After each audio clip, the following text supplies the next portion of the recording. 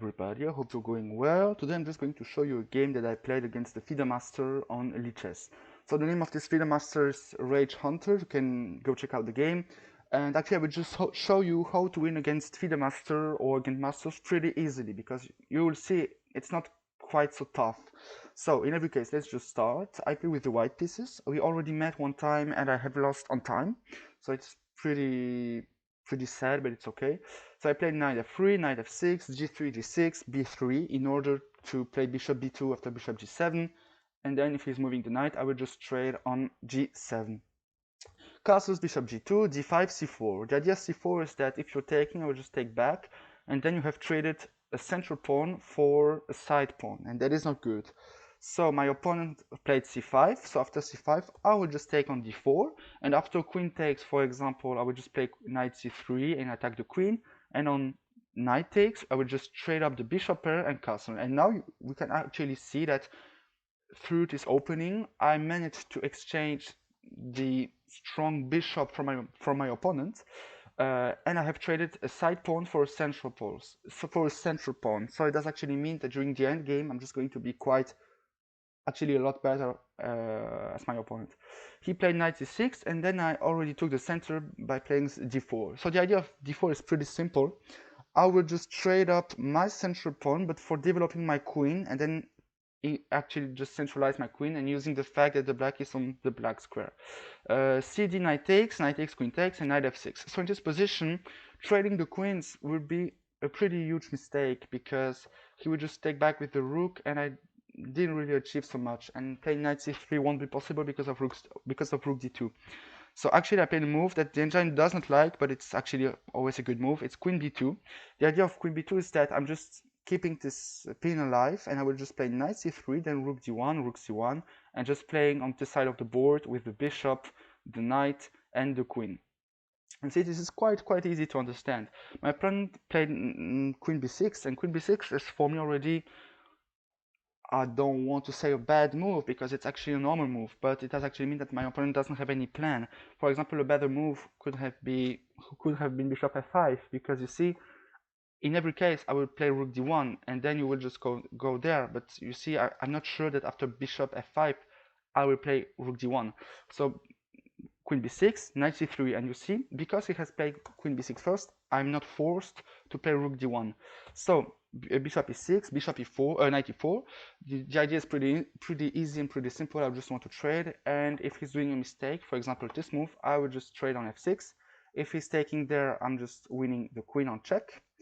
And if after you take back, I would just take him just a piece up. So he didn't play this move because it's a master. He played rook d8. I played knight takes f6. The engine doesn't like this move, but it's not a mistake. Actually, a better move would be probably rook d1 or rook c1, just a normal move.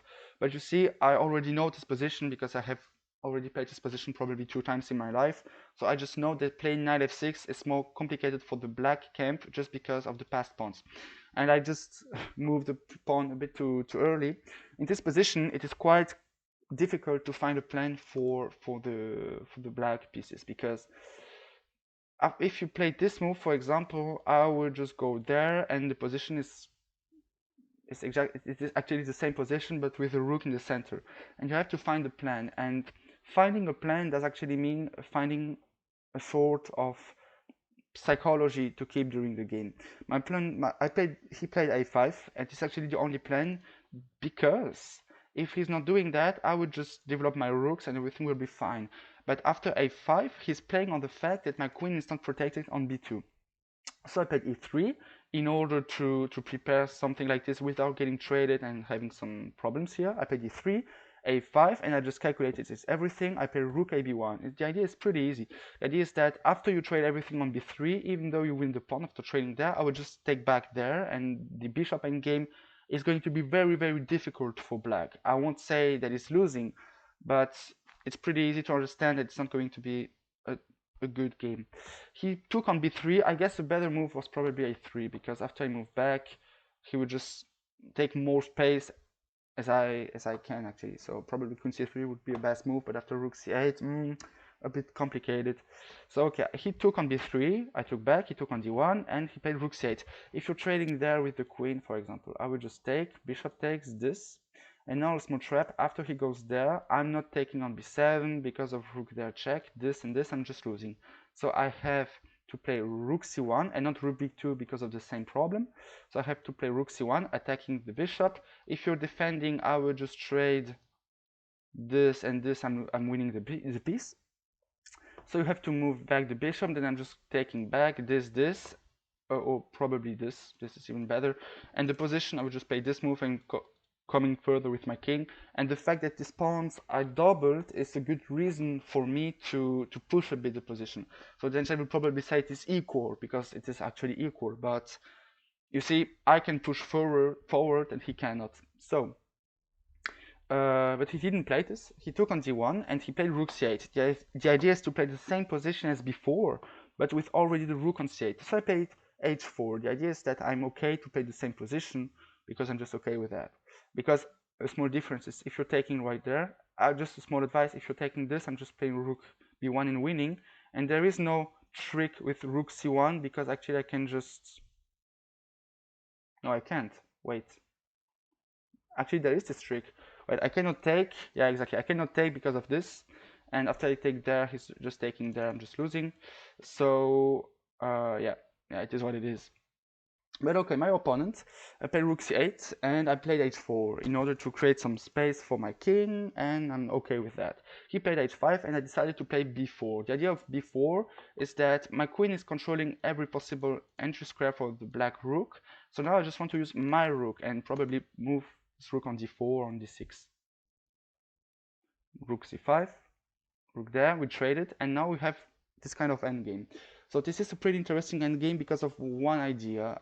We have the same bishops, and the problem with having the same color of bishop is that it's not a draw if I'm a pawn up, and secondly, if I'm letting my pawn on the black square and then I'm trying to attack the light square pawn, then it will be pretty easy because he will have to defend, and then I'm just going to be more active.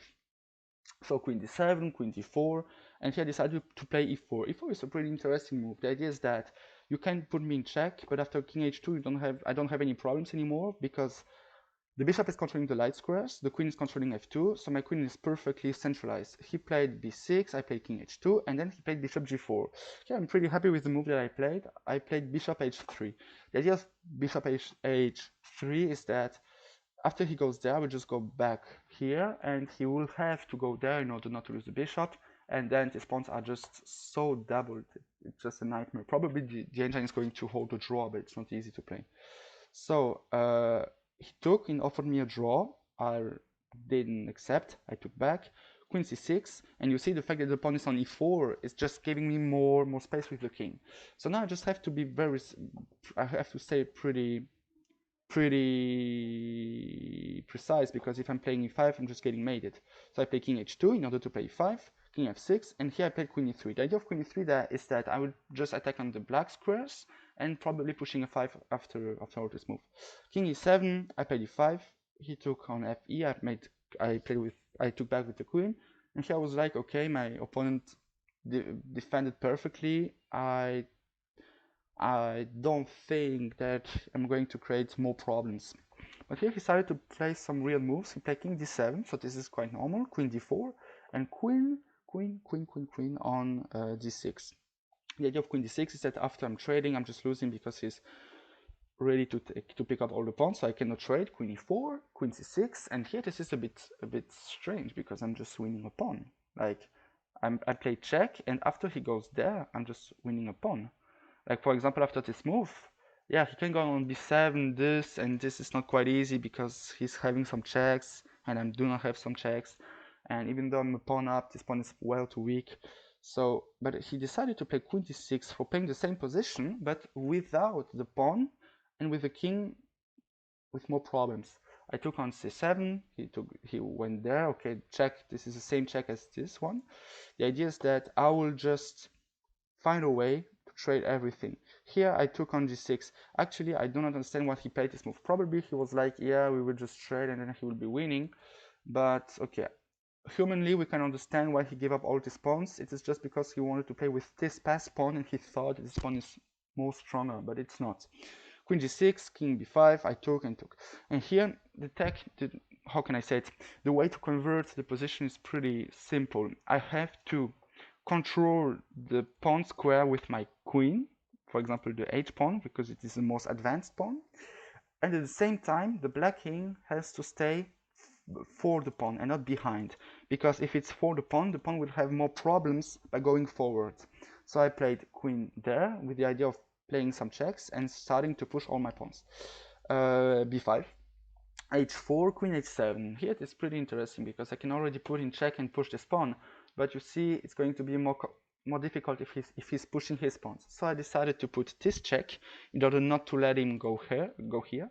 He went there, and I decided to push the g4 pawn, because if he's pushing this pawn, I will just put him in check and then having the king for the pawn. And now I'm just going to push.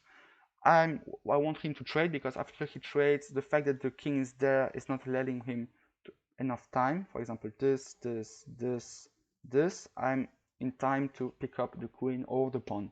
So he didn't trade, he played check, king h3. Actually, both moves are correct, but you see the engine does not know how to play chess. I played king h3, he played king c1, and now the fact that the king is on the same line as the queen is showing me that I will just promote on the black square, and now I'm just going to crush this king. I played h6, b3, h7, and now I just want to trade, like doing a queen, then putting him in check and trading on the pawns. He played queen c3 check, I played king g2, and this is the reason why king g2 was so good, because even though I let this check or this kind of checks on this diagonal, after queen c3 there is no check. So b2, and here I found a pretty cool way to win. I played queen g5 check. Actually, this was probably better, because after you move, I'm just going to do a queen, and it will be the same as the game, actually. But I decided to play queen g5 with the idea that if you're going this way, I will just be in time to play, for example, this and this. And if you're going on e8, like he made in the game, I will just go check and go on second check, and now my queen is controlling the light squares. And you see, this is just a question of being precise. I'm just controlling all the light squares, and actually I couldn't do a queen straight away because I'm just actually made it. So it is not cool. So I decided to put him in check in order not to let the queen go on f3 and not letting the queen going on c6. He went back, I made a queen, and here we just traded all the queens, but I'm just up 2 pawns, and we just played till the end. So I made 2 queens, and I made it pretty easily. Yeah, pretty geometrical checkmate. I'm pretty happy with this game. If you have any more questions, just go in the comment section. See you in a future upload. Take care.